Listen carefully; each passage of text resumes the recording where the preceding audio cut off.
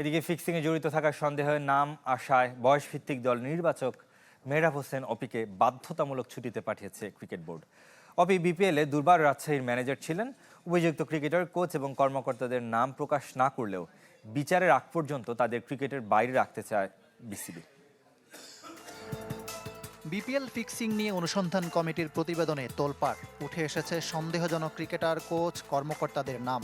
অভিযুক্তদের ব্যাপারে পরবর্তী করণীয় ঠিক করতে 4 সদস্যের কমিটি কাজ করছে।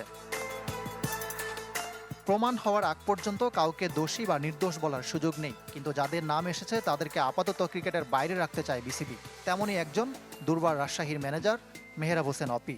তিনি আবার ক্রিকেট বোর্ডের বয়সভিত্তিক দলের নির্বাচক। ফিক্সিংয়ের অভিযোগ উঠায় তাকে বাধ্যতামূলক ছুটিতে পাঠিয়েছে ক্রিকেট বোর্ড। প্রমাণ না হলে ফেরার সুযোগ আছে চাকরিতে। যদিও দেশের প্রথম ওয়ানডে সেঞ্চুরিয়ানের দাবি সন্তানের অসুস্থতার জন্য ছুটিতে আছেন। আমি ছুটি নেই ওরকম ভাবে না, মানে আমার হচ্ছে বাচ্চার স্ক্যাবিস তো আপনি বুঝেন? হ্যাঁ। আচ্ছা, এই যে ছো আছে, এই জন্য মানে আমি বাসায় আছি। বিপিএলে দুর্বার রাজশাহী ছিল সমালোচিত আর বিতর্কিত ফ্র্যাঞ্চাইজি। দলটার মালিক, শুরুর দিকের অধিনায়ক সহ বেশ কয়েকজন ক্রিকেটারের নাম সন্দেহের তালিকায়। রাজশাহী ও ব্রাদার্স ইউনিয়নের সাথে জড়িত একজন কর্মকর্তাও বিসিবির রাডারে। রাজশাহী ছাড়াও সিলেট স্ট্রাইকার্স ও ঢাকা ক্যাপিটালসের কয়েকজন ক্রিকেটার, কর্মকর্তা, এমনকি মিডিয়া ম্যানেজারের নামও অনুসন্ধানে বেরিয়ে এসেছে। যে নামগুলো প্রকাশ না করলেও নীরবে ব্যবস্থা নিতে চায় বিসিবি। আসন্ন এনসিএল টি-20তেও খেলানো হবে না অভিযুক্তদের।